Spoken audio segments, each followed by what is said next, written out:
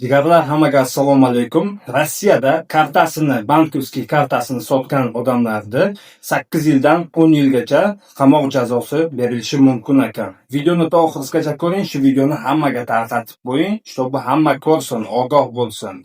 Va kartasini hech kimga bermasin ham, sotmasin ham. Chunki bitta kartani orqasidan 8 yil yo 10 yilga qamalib ketishingiz mumkin. Nima uchun deysizmi?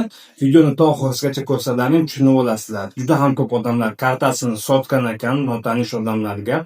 Sizga, например, Telegram, WhatsApp yo bo'lmasa Maxdan сообщение tashiydi. Kartangizni sotib olamiz deydi. Mana shuncha miqdorda pul beramiz deydi.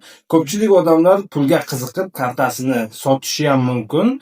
Hech qachon bu narsani qilmanglar. Chunki kartalaringizni sotganlaringizdan keyin sizlarni kartalaringizdan boshqa joylarga pul yuborishi mumkin. Kimnidir shotiga pul tashlashi mumkin. Qaysidir bo'lmaydigan joylarga, urushlarga pul o'tkazishi mumkin. Qaysidir odamlarni podдержка qilish uchun sizni kartangizdan foydalanib pul o'tkazishlari mumkin. Bu ishni hech qachon qilmang. Kartangizni hech kimga bermang ham, sotmang ham. Sizni nomingizdan har xil ishlarni qilishlari mumkin. Videoni to oxirigacha ko'rsalaring tushunib olasizlar nima sababdan bu gapda ekan. Kartangizni sotdik desak, bitta kishiga yo bitta odamga kartangizni berdik desak ham, sotdingizmi, berdingizmi farqi yo'q.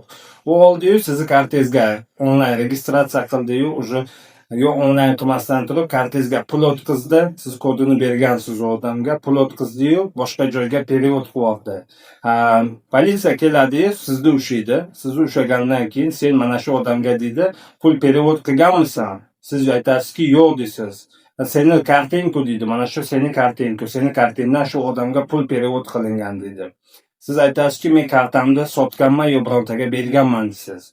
Ularga muhim emas, sotganmisiz, birontaga berganmisiz. Главныйsi pul perevod qilinganmi? Sizni keladi ushlaydi. Tamom, o borada qamaydi. 8 yil 10 yilga ketdingiz. В ноябре месяце незнакомые мне лица предложили мне продать карту за денежное вознаграждение, за что я задержан сотрудниками полиции. Rossiyada dokument qilolmay qiynalib yurgan do'stlarimizga meni bitta tanishim bor. Dokumentlaringizga yordam beradi. NNN, SNILS, трудовой договор, hammasi original. Qanday dokument kerak bo'lsa, срочный ekrandagi nomerlarga aloqaga chiqinglar. Sabr Musofir kanalidan aloqaga chiqyapmiz bizga.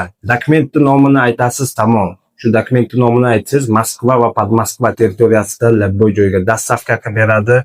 Arzon, качественный, original dokumentlaringizni qilib beradi.